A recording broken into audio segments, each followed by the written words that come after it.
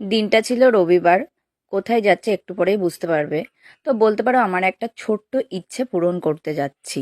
তো অনেক দিনের ইচ্ছা ছিল আমি বড় মার কাছে যাব পুজো দিতে। তো হয়তো সত্যি যে বড় মা না ডাকলে কখনো যাওয়া যায় না, অনেক কটা ডেট করা হয়েছে, তারপরে ফাইনালি একটা ডেটে আমরা যেতে পেরেছি।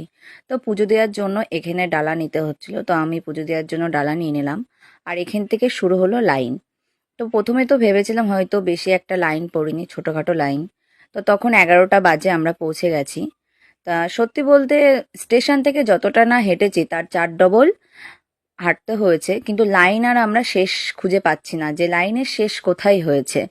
তো ফাইনালি সে লাইনের শেষ খুঁজে পেয়ে দীর্ঘ 2 ঘন্টার পরে একটু বসে রেস্ট নিচ্ছিলাম। কিন্তু এখনো প্রচুর দেরি বড়মার কাছে পৌঁছাতে। তো অত সহজে তো আর বড় মা দেখা দেয়া পাওয়া যায় না, সত্যি সেখানে গিয়ে সেটা আমি বুঝতে পারলাম।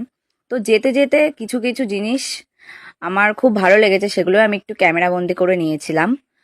তো এই জায়গাটায় এই যে যেখানেই ছায়া দেখছি সেখানে গিয়ে গিয়ে আমি দাঁড়িয়ে পড়ছিলাম। তো পুরো 4 ঘন্টা লাইন দেওয়ার পর ফাইনালি বড় মার দর্শন হয়তো আমি পেতে চলেছি। এই যে এখানে আমি ঢুকে পড়ছি, তা মন্দিরের ভেতরে এই যে বড় মার দর্শন ফাইনালি আমি পেয়ে গেছি। তো যখন আমি বড় মার মুখটা দেখলাম, বিশ্বাস করো এই যে 4 ঘন্টার ক্লান্তি আমার দূর হয়ে গেল।